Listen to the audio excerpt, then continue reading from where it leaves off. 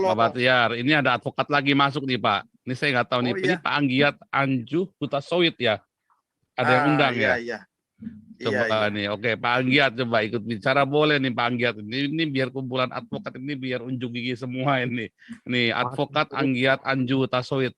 Silakan nih Pak Anggiat. Mikrofonnya dinyalakan dulu. Mikrofonnya dinyalakan dulu. Oke, malam, salam semua. Shalom Pak Anggiat. Ya, Salam. kebetulan tadi siang kami membesuk MKC di Barreskrim. Dan beliau sehat-sehat saja. Beliau ini kebetulan Wakil Ketua DPD Majelis Umat Kristen di Kabupaten Bekasi. Kami sebagai ketuanya, beliau Wakil Ketua 1. Demikian. Siapa beliau ini? Siapa ini Pak Anggiat? Pak Muhammad Kosman ini namanya di SK, itu namanya Cornelius, itu Wakil Ketua Dewan Pimpinan Daerah Kabupaten Bekasi Majelis Umat Kristen. Kami ketuanya, dia Wakil Ketua 1-nya. Itu per kapan itu diangkatnya itu Pak Anggiat? Kami dilantik tahun 2019 Januari di pusat, kalau di Kabupaten Bekasi Oktober 2020. Jadi Pak KC ini sudah pendeta dong berarti ya? Masih evangelis, masih evangelis. Oh tidak harus pendeta ya, kalau yang di apa majelis apa tadi? Majelis Umat Kristen Indonesia. Oh MUKI itu ya? Iya, betul. Loh MUKI kan yang ininya dulu sempat Pak Ega itu ya ketuanya? Enggak, dia dulu sekretaris jenderal, sekjen. Sekjennya Pak Ega. Ya, kami dulu. Oh, berarti Pak Ega tahu dong. Berarti Pak KC ini di bawah Pak Ega dong ya? Dulu beliau itu sekjen. Dulu kami dilantik sebagai LBH pusat kami di Jakarta Januari 2019 sebagai lembaga bantuan hukum. Jadi Pak KC ini juga anggota kami. Tadi kami kebetulan besuk karena hari Senin kemarin kami menyatakan sikap untuk dipersamakan dalam hukum. Tadi dibesuk hanya sebentar, hanya melihat saja karena penyidiknya sangat ketakutan kita datang ke sana rame-rame.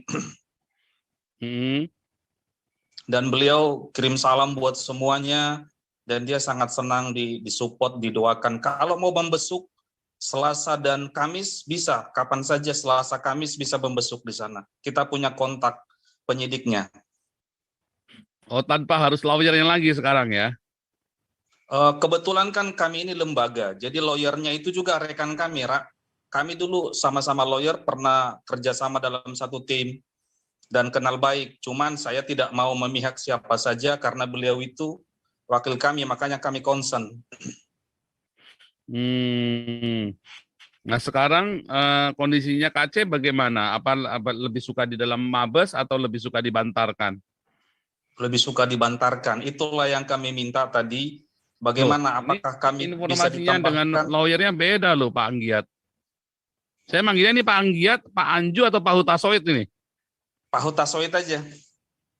Pak Hutasoit ya. Jadi kemarin Martin ngomong di sini katanya kondisi sekarang ini yang paling baik buat KC adalah di Mabes tuh. Saya sampai kaget ada lawyer bilang begitu. Sampai terkejut saya sampai wah. Saya juga mengikuti di YouTube ini, cuman baru ini saya dapat link. Selama ini saya ikutin terus karena beliau itu kan dulu kami sama-sama sama Pak Martin sama Pak Herbert. Cuman malam itu saya nggak ada di dalam. Cuman dalam surat kuasa kami ada dulu. Tapi sebenarnya bagaimana dong Pak? Jadi Pak KC ini sekarang kondisinya bagaimana? Saya dengar dengan perpanjangan masa 30 hari ini kan sebetulnya sebelum orang kasih tahu saya sudah tahu hari sebelumnya itu. Cuman kok lawyernya apa nggak ada reaksi sama sekali dengan diperpanjang 30 hari ini? Kan aneh gitu loh. Pasalnya sekarang jadi pasalnya pasal berapa yang ditetapkan sekarang? Kalau di Detikcom itu masih pasal 45, pasal 45 28 dan pasal 156A ya. Tetapi iya, masih. Kalau itu kan hukumannya di bawah 10 tahun kalau pasal itu, di bawah 6 tahun. 6 tahun maksimum. Betul. betul. Jadi tadi kami tadi berdebat sama penyidiknya karena sejak jam 12 kami tidak dibolehin masuk. Saya bilang saya ini lawyer, saya ini juga ketua DPD. Akhirnya kami bertelepon sama Kamarudin dan disuruh anaknya datang. Jadi kami tadi ketemu sama Febri. Febrinya bilang, Nah iya, berarti kan tetap besok itu harus ada lawyernya kan? Karena kita sudah ada 2 tim, ya kita mau ketemu Kaceh, nggak boleh, harus sama lawyer. tidak. Jadi karena ini seperti yang kita ketahui ini dominan politiknya. Karena Pak Kaceh sendiri yang minta, dia takut ketemu orang karena keadaan di dalam. Minimal ada telepon dari anaknya, tidak harus izin lawyer, minimal harus ada dari keluarga. Karena Pak Kaceh ini kan tidak kenal semua orang. Tapi beliau sangat senang, dia sangat senang, kita cerita, kita berdoa, dan dia sukacita, dan sudah mulai sehat.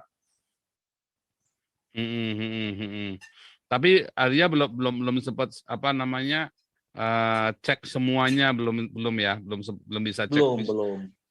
Belum. Artinya lawyernya nggak kerja dong, nggak bisa dibawa ke rumah sakit. Iya, makanya kami ikutin di YouTube ini kan sering perdebatan itu, kami juga telepon sama beliau, jangan terlalu emosian, jangan terlalu, karena kita tahu karakter beliau itu, kita udah kenal lama sama beliau gitu. Jangan ditanggapi, tidak boleh, justru inilah yang disenangkan oleh MUI, kita harus bersatu seperti itu. Berikutnya ada nggak Pak? Izin Pak Paul. Ya, Bung Meta. Terima kasih Pak Hutasoid, ini kan jadi enak ya, kita senang ya bisa mendengar ini langsung dari Pak Hutasoid yang sudah bertatap muka dengan Pak Kaceh. Ini kan hiburan buat kita, maksudnya membuat kita lebih tenang ya, mengawal kasus MKC dalam kondisi baik, walaupun belum ada aksi membantarkan dia ke rumah sakit. Tapi saya mau tanya lagi lebih detail boleh Pak ya, Pak Hutasoid, terima kasih Pak. Kondisi kesehatannya yang Bapak saksikan terlihat baik seperti apa, Pak? Karena tadi kita kan seperti yang saya bilang sudah jam 4 sore. Jadi kalau kita untuk langsung ketemu ke beliau itu tetap harus ada jarak. Jadi kita sekitar ada berapa jarak dipertemukan, kita pakai mic, halo bagaimana. Karena anaknya lama sekali datang, macet katanya. Jadi kami tadi cuma ketemu 5 menit, tapi dia sangat senang, saya sudah kangen sama abang. Saya selama ini merasakan mungkin tidak ada, rupanya kalian ada, katanya seperti itu. Jadi saya bilang, dan dia minta kalau datang ke sana jangan atas nama siapapun, datang aja atas nama pendoa, pasti langsung diterima, seperti itu. Iya. Kondisi mukanya apa pucat, apa kelihatan segar, bibirnya apa sudah? Karena tadi seperti yang saya bilang masih berjarak, kita ketemunya melihat dari beberapa meter karena tidak bisa ketemu, protokolnya seperti itu.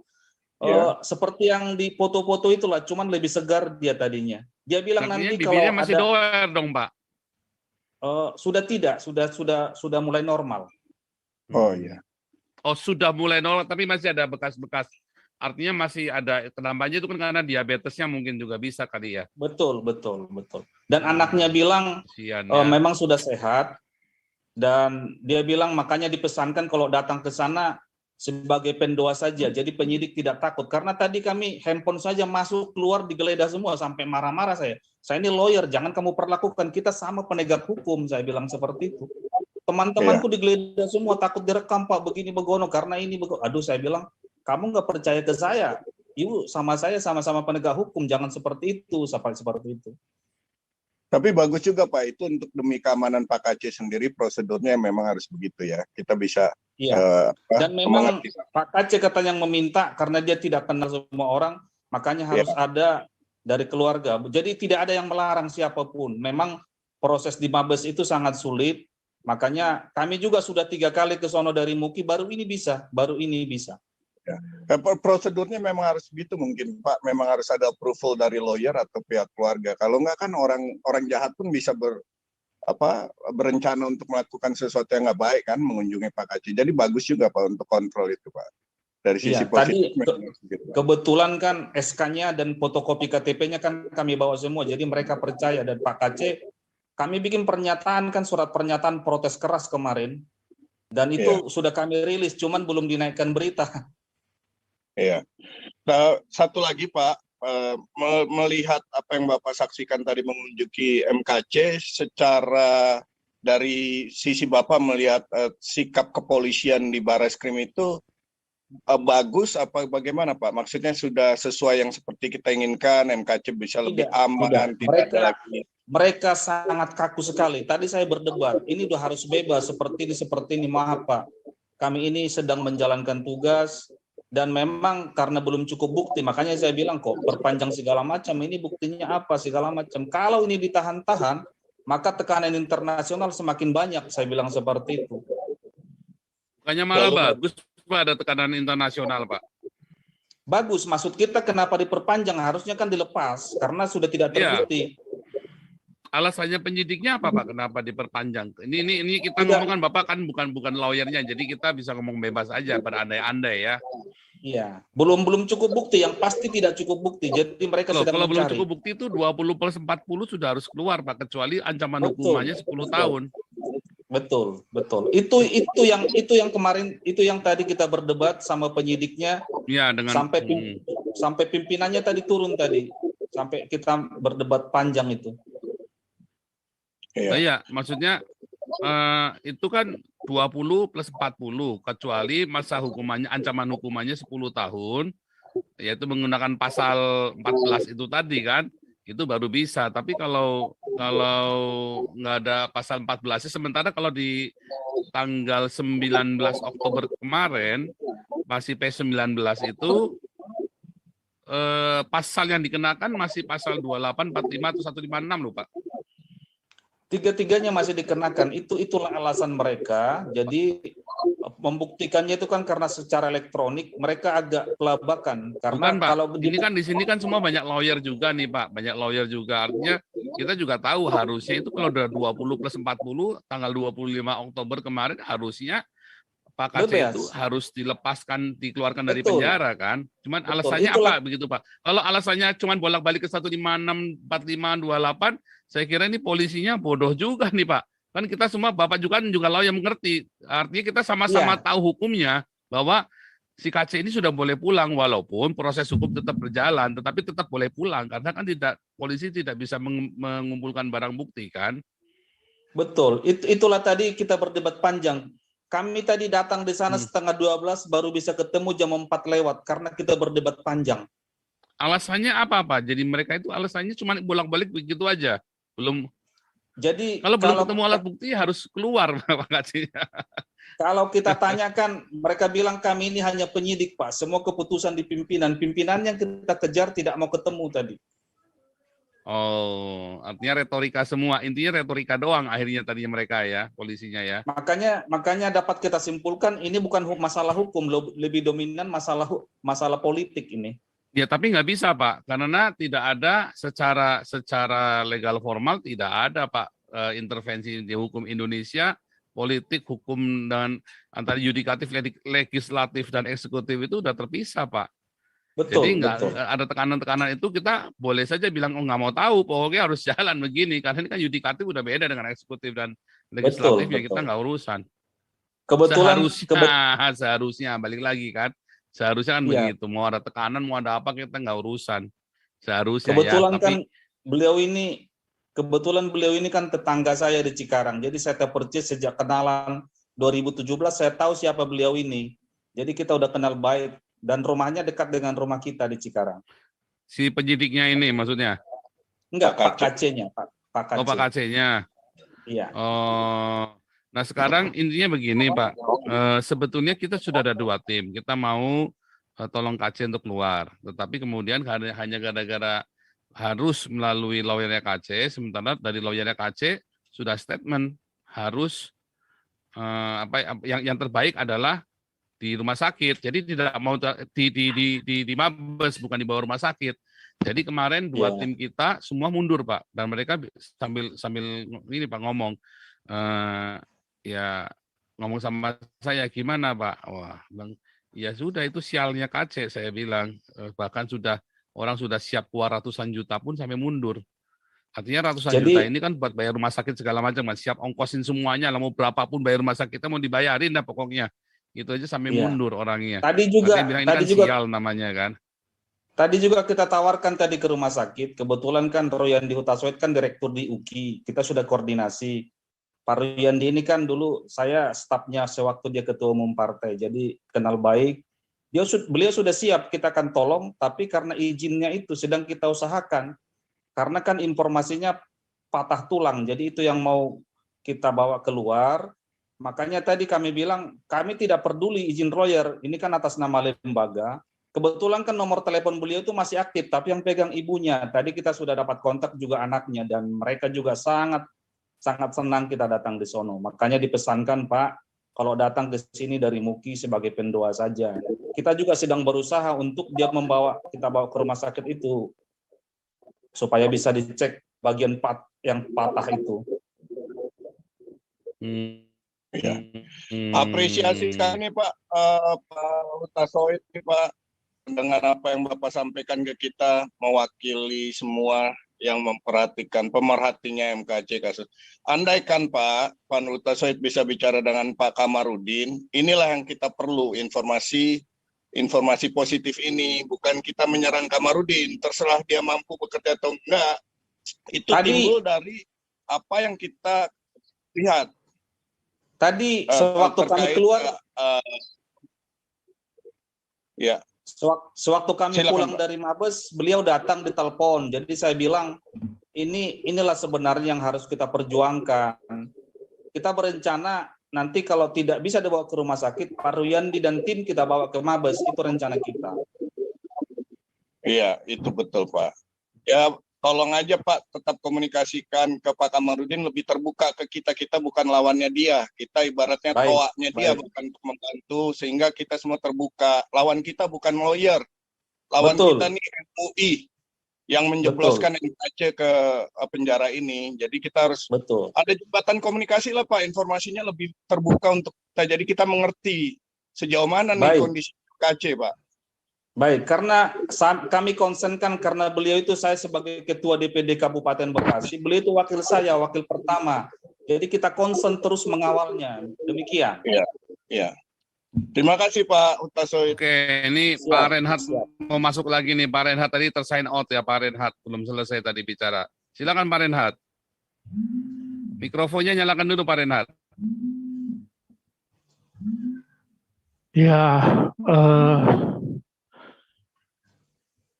aku bilang sama saudara Anggiat ini, kalau bisa lebih greget gitulah ya. Karena, dan sampaikan juga ke rekan kita Kamarudin, jangan Zoom-nya Paul Jang ini jadi musuh dia. Justru kalau bisa kita bersinergi dengan Zoom ini. Sudah kita sampaikan senior, kita sampaikan senior. Jadi supaya ini jadi corong kita gitu loh. Jadi yang kita lawan tuh Kadrun, bukannya Lai Kamarudin gitu loh. Aku kenal dia lama loh. Gitu. Mungkin dia masih junior saya itu si Kamarudin. Jadi betul senior, masih junior. Tolonglah dulu supaya kita bisa ada target yang kita capai. Bukannya jadi gontok-gontokan kita sama-sama tubuh Kristus gitu loh. Betul. Ya, itu yang pertama. Yang kedua, kalau bisa sesering mungkin lah ketemu dengan MKC supaya ada komunikasi, dan kita publik ini juga tahu. Kalau misalnya kita sulit di tingkat penyidik, ya kita mainkan. Saya juga punya kolega sampai ke Mahkamah Agung. Kebetulan sekarang senior teman-teman dari saya rintis dari dia, mulai dari hakim di PN sampai ke Mahkamah Agung. Kalau saya gelar perkara sama dia, bisa diterima sama dia karena dia tahu siapa saya kan. Saya nggak pernah nanganin kasus yang aneh-aneh gitu. Jadi langkah-langkah yang bisa kita tempuhkan bukan hanya di tingkat penyidikan. Nanti proses nanti kalau misalnya kita nggak pos di tingkat pertama, ya tingkat banding atau kasasi. Kalau memang ini sudah direkayasa, saya pengen tahu sejauh bisa mampu dia sampai Mahkamah Agung, saya pengen tahu gitu kan. Biar kita mainkan gondang kita kan. Aku kalau ditantang kayak beginian, aku makin greget. bila perlu nanti kita sama-sama ke Komisi 3 gitu loh. Nanti aku Siap, hubungi nanti si Marwara, apa si Junimar, apa si si Niko Komisi nanti kan. 3 sudah bilang Pak Renhat, Ah. Jokowi turun tangan pun tidak bisa. Kalau pendekatannya, kalau yang nggak ini kan saya bisa ngomong. Kau percuma kau jadi orang Kristen, kau nggak ada suaramu, nggak bisa bela, kan saya bisa ngomong. Tapi Ngapain kemarin kau di sini gitu? Kalau nggak ada gunanya, udah aja kau balik lagi ke sana, aku bilang. Nanti saya ngomong sama si Trimedia.